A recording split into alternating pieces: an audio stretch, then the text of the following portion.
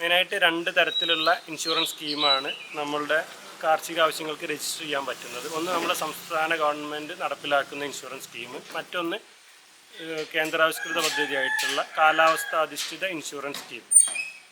നമ്മുടെ സ്റ്റേറ്റ് ഗവൺമെൻറ്റിനെ മിക്കവർക്കും അറിയുന്നതായിരിക്കും. നമ്മൾ ഓരോ ക്രോപ്പിനും ഒരു പ്രീമിയം ആയിട്ടുള്ള ഒരു തുക നിശ്ചയിച്ചിട്ടുണ്ട്. ഫോർ എക്സാമ്പിളായിട്ട് പറയുകയാണെങ്കിൽ നമ്മളിപ്പോൾ നേന്ത്രനും വേണ്ടിയിട്ട് ഇൻഷൂർ ചെയ്യുകയാണെങ്കിൽ 5-ാം മാസത്തിനുള്ളിൽ ഇൻഷൂർ ചെയ്തിരിക്കണം. ഒരു വാഴയ്ക്ക് 3 രൂപ എന്ന നിരക്കിലാണ് ഇൻഷൂർ ചെയ്യുന്നത്. അതിന് പരിപൂർണമായിട്ട് നാശം സംഭവിക്കുകയാണെങ്കിൽ കൊലച്ചതിന് 300 രൂപ നിരക്കിലും കൊലക്കാത്തതിന് 150 രൂപ നിരക്കിലുമാണ്. ആ രീതിയിൽ ഓരോ ക്രോപ്പിനും നമുക്ക് ഇതുപോലെ കോമ്പൻസേഷനും പ്രീമിയവും നിശ്ചയിച്ചിട്ടുണ്ട്. അത് കൃഷിഭവനുമായിട്ട് ബന്ധപ്പെട്ട് ചെയ്യാം. വിവരങ്ങൾ കിട്ടാൻ കൃഷിഭവനുമായിട്ട് ബന്ധപ്പെട്ടാൽ മതി. ഇത് ചെയ്യുന്നത് എയിംസ് പോർട്ടൽ വഴിയാണ്. സംസ്ഥാന കൃഷി വകുപ്പിൻ്റെ കാർഷിക ആവശ്യങ്ങൾക്കെല്ലാം നടപ്പിലാക്കുന്ന എയിംസ് പോർട്ടൽ വഴിയാണ് ഈ ഇൻഷുറൻസ് ചെയ്യുന്നത്. അത് അക്ഷയ കേന്ദ്രങ്ങൾ മുഖേനയോ അല്ലെങ്കിൽ കമ്പ്യൂട്ടർ സെൻ്ററുകൾ അല്ലെങ്കിൽ സ്വയം മൊബൈൽ യൂസ് ചെയ്തിട്ടും കർഷകർക്ക് ഇത് ചെയ്യാവുന്നതാണ്. മറ്റൊരു ഇൻഷുറൻസ് സ്കീമാണ് നമ്മൾ സെൻട്രൽ ഗവൺമെൻറ് നടപ്പിലാക്കുന്ന ഫസൽ ബീമ യോജനയുടെ ഭാഗമായിട്ടുള്ള കാലാവസ്ഥാധിഷ്ഠിത ഇൻഷുറൻസ് സ്കീം. അതിലൂടെ മെയിനായിട്ട് ഉദ്ദേശിക്കുന്നത് നമ്മളെ സ്റ്റേറ്റ് ഇൻഷുറൻസിൽ നിന്ന് വ്യത്യസ്തമായിട്ട് ഇത് കാലാവസ്ഥയെ അടിസ്ഥാനപ്പെടുത്തിയിട്ടാണ് ഈ ഇൻഷുറൻസ് സ്കീം നടപ്പിലാക്കുന്നത്. ഇപ്പോൾ എന്താ വെച്ചാൽ നമ്മളിപ്പോൾ ഒരു നെല്ലിൻ്റെ ഇത് എടുക്കുകയാണെങ്കിൽ അതിന് നെല്ലിൻ്റെ ഓരോ സ്റ്റേജിലും ഒരു പർട്ടിക്കുലർ താപനില വേണം, അതുപോലെ പർട്ടിക്കുലർ രീതിയിലുള്ള മഴ വേണം, കൂടുതലായിട്ടുണ്ടായാൽ പ്രശ്നമാണ്. അങ്ങനെ ഓരോ കാലാവസ്ഥ കണ്ടീഷൻസ് ഉണ്ട് നമുക്ക് കറക്റ്റായിട്ട് നെല്ലിന് ഉൽപ്പാദനക്ഷമത കിട്ടണമെന്നുണ്ടെങ്കിൽ. അപ്പോൾ ചില സമയത്ത് ഇപ്പോൾ ഒരു കാലാവസ്ഥ വ്യതിയാനത്തിൻ്റെ കാലഘട്ടത്തിലാണ് നമ്മൾ ജീവിച്ചു കൊണ്ടിരിക്കുന്നത്. അതിൻ്റെയൊക്കെ ഇമ്പാക്റ്റുകൾ നമ്മളിപ്പോൾ കഴിഞ്ഞ ദിവസങ്ങളിലായിട്ട് കണ്ടു. അപ്പോൾ അത്ര ഇത് വരുമ്പോൾ അതിൻ്റെയൊക്കെ നഷ്ടം കർഷകനാണ് വരുന്നത്. അത് ഗവൺമെൻറ് വഹിക്കുക എന്നുള്ള രീതിയിലാണ്. അതെങ്ങനെയാണെന്ന് വെച്ചാൽ ഇപ്പോൾ നെല്ലിന് ഈ ഒരു സമയത്ത് ഇത്ര ടെമ്പറേച്ചർ കിട്ടിയാലേ ഫൈനലാകുമ്പോൾ ഇത്ര വിളവ് കിട്ടുള്ളൂ എന്നുള്ളൊരു വ്യക്തമായിട്ടുള്ള കണക്കും ഇതൊക്കെ നമുക്കുണ്ട്. അതുപോലെ തെങ്ങിനായാലും ഇന്ന സമയത്ത് ഇത്ര ടെമ്പറേച്ചർ വേണം, അതുപോലെ വാഴയ്ക്ക്, അങ്ങനെ ഓരോ ക്രോപ്പിനും കറക്റ്റായിട്ടുള്ള ഡാറ്റയുണ്ട്. അപ്പോൾ അതിൽ വ്യതിയാനം വരുമ്പോൾ കർഷകർക്ക് നഷ്ടം വരും. എന്താ വെച്ചാൽ അത് വെച്ചിട്ടിപ്പോൾ ഈൽഡ് 10 കിലോ കിട്ടേണ്ടടുത്ത് ചിലപ്പോൾ 8 കിലോ ആയിട്ടുണ്ടാവും. അങ്ങനെ വ്യത്യാസം വരും. ആ വ്യത്യാസം വരുന്നത് കർഷകന് നഷ്ടം വരുന്നുണ്ട്. അത് സർക്കാർ വഹിക്കുക എന്നുള്ളതാണ്. അപ്പോൾ ആ ഒരു ബേസിലാണ്. അതുപോലെ പരിപൂർണ്ണ നഷ്ടം വന്നാൽ അതിനുള്ള കോമ്പൻസേഷനും അതിൽ ഉൾപ്പെടുത്തിയിട്ടുണ്ട്. അപ്പോൾ ഇത് രണ്ടും കൂടി മെർജ് ചെയ്തിട്ടുള്ള രീതിയിലുള്ള ഒരു സ്കീമാണ് ഈ കാലാവസ്ഥ അധിഷ്ഠിത ഇൻഷുറൻസ് സ്കീം. അത് നടപ്പിലാക്കുന്നത് ഇൻഷുറൻസ് കമ്പനി മുഖാന്തരമാണ്. അപ്പോൾ കർഷകർക്ക് ഓരോ സീസൺ ആകുമ്പോഴും കൃഷിഭവനിൽ നിന്നെല്ലാം ബന്ധപ്പെട്ടാൽ ആ ഇൻഷുറൻസ് എങ്ങനെയാണ് ചെയ്യേണ്ടതുള്ളൂ. അതിൻ്റെ ക്യാമ്പയിനുകൾ നമ്മൾ ഓരോ കൃഷിഭവൻ തോറും സംഘടിപ്പിക്കാറുണ്ട്. ഓരോ വർഷവും അതിൻ്റെ പ്രീമിയം മാറിക്കൊണ്ടിരിക്കാറുണ്ട്.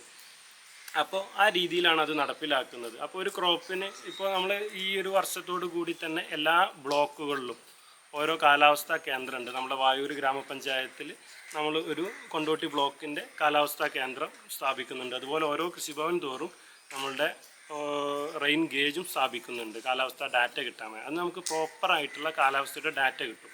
അത് വെച്ച് കർഷകർക്ക് ഉണ്ടാകുന്ന നഷ്ടത്തിൻ്റെ എമൗണ്ട് ഓട്ടോമാറ്റിക്കലി ഈ ഇൻഷുർ ചെയ്ത കർഷകരുടെ അക്കൗണ്ടിലോട്ട് ഗവൺമെൻറ് ഓട്ടോമാറ്റിക്കലി ഡിസ്ബേഴ്സ് ചെയ്ത് കൊടുക്കുന്ന രീതിയിലാണ്. DBT വഴി ഓട്ടോമാറ്റിക്കലി ഇവരുടെ അക്കൗണ്ടിലോട്ട് പൈസ ഇട്ട് കൊടുക്കുക. അവരതിന് പ്രത്യേകിച്ച് അപേക്ഷ ഒന്നും കൊടുക്കേണ്ടതില്ല. ഇൻഷുർ ചെയ്യണം.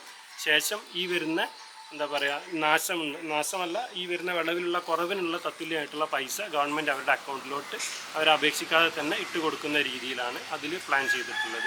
ഇനി പരിപൂർണമായിട്ട് നഷ്ടം ഉണ്ടാവുകയാണെങ്കിൽ അത് ആ ഇൻഷുറൻസ് കമ്പനിയെ ഒരു നമ്പറിൽ വിളിച്ചറിയിക്കുകയും അവർ വന്ന് കൃഷിഭവൻ ഉദ്യോഗസ്ഥരുടെ സംയുക്തമായിട്ടുള്ള പരിശോധനാടിസ്ഥാനത്തിൽ അതിൻ്റെ കോമ്പൻസേഷൻ വേറെ തന്നെ ആയിട്ട് കിട്ടുന്ന രീതിയിലാണ് ഈ പദ്ധതി ഡിസൈൻ ചെയ്തിട്ടുള്ളത്.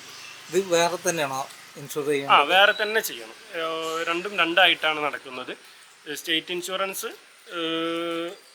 നമുക്ക് ഏത് സീസണിലും അത് നട്ട് ഓരോ ക്രോപ്പിന് ഇത്ര പീരീഡ് ഉണ്ട്. ഇപ്പോൾ പച്ചക്കറി ആണെങ്കിൽ ഇത്ര, ഇപ്പോൾ നെല്ലാണെങ്കിൽ സെൻറ്റിന് 1 രൂപ, ഒരു മാസത്തിൻ്റെ ഉള്ളിൽ ചെയ്യണം. അങ്ങനെ ഓരോ ക്രോപ്പിനും ഓരോ സമയപരിധി ഉണ്ട്. ആ രീതിയിലാണ് സ്റ്റേറ്റിൻ്റെ. സെൻട്രലിൻ്റെത് പൊതുവേ ഓരോ സീസണായിട്ട് അത് കേന്ദ്രത്തിൽ നിന്ന് വരുന്ന നോട്ടിഫിക്കേഷൻ ഖാരിഫ് സീസൺ, റബി സീസൺ, അതുപോലെ സീസൺ വൈസ് ആയിട്ടാണ് ഒരു പർട്ടിക്കുലർ മന്ത് പറയും. ആ സമയത്തിനുള്ളിൽ നമ്മൾ ചെയ്തു തീർക്കണം. അതേക്കുറിച്ച് കൂടുതൽ അറിയാൻ എപ്പോഴും കൃഷിഭവനുമായിട്ട് ബന്ധപ്പെടുക. ഓരോ വർഷവും നമ്മൾ അതിൻ്റെ ക്യാമ്പയിനുകളെല്ലാം സംഘടിപ്പിക്കാറുണ്ട്.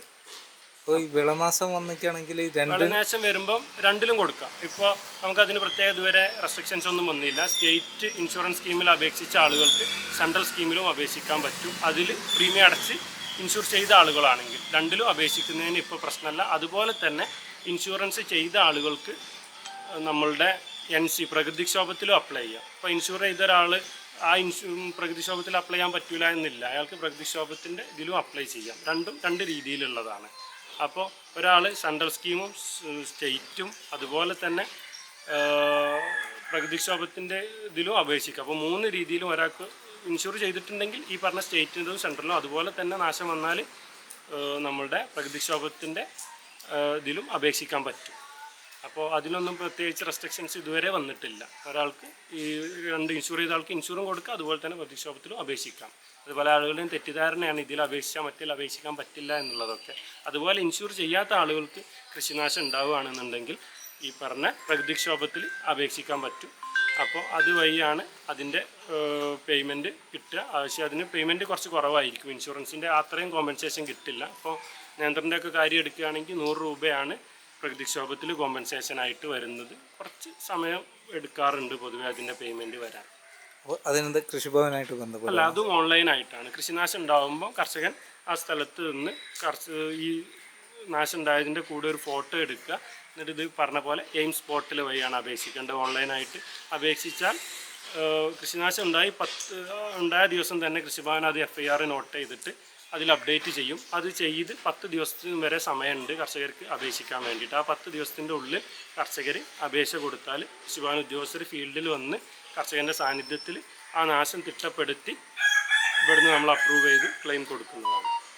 നെല്ലിനൊക്കെ എങ്ങനെയാണ്? നെല്ലിന് എല്ലാത്തിനും ഉണ്ടത്. നമ്മളുടെ വിളനാശം ഏത് ക്രോപ്പിനായാലും നമുക്ക് കൊടുക്കാം.